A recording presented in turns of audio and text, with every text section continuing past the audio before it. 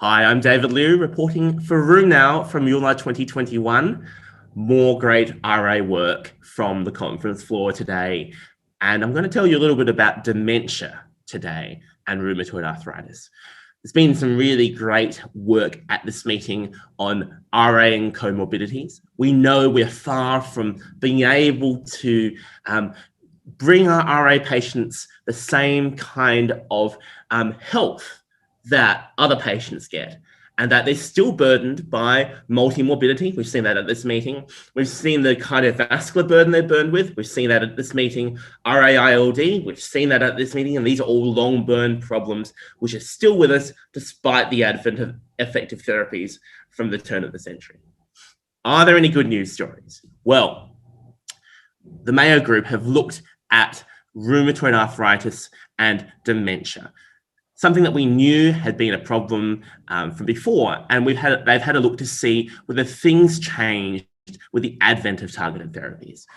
What they've looked is at Olmsted County patients and looked to see whether dementia might have changed in the context of these therapies, knowing that dementia is known to be driven by an inflammatory substrate.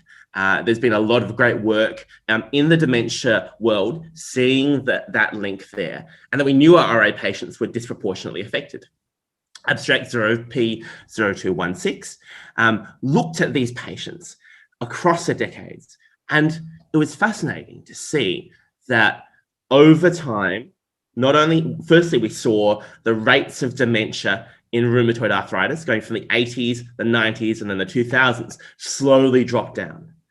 And not only that, we saw that when you compared RA patients, you matched them to incident RA patients, matched them to non-RA individuals, and saw what happened is that the gap closed. And they're going from a gap of hazard ratio of 1.58, 1.62 at the advent of targeted therapy.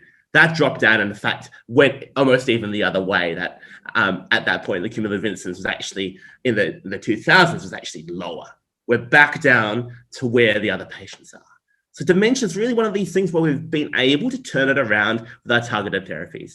And sometimes I think it behooves us all to just take a deep breath in and say, well, the therapies we've got, wonderful. We really do live in this age of wonder for rheumatology. Well, with plenty more from the conference floor coming up, I'm David Liew reporting for Room Now.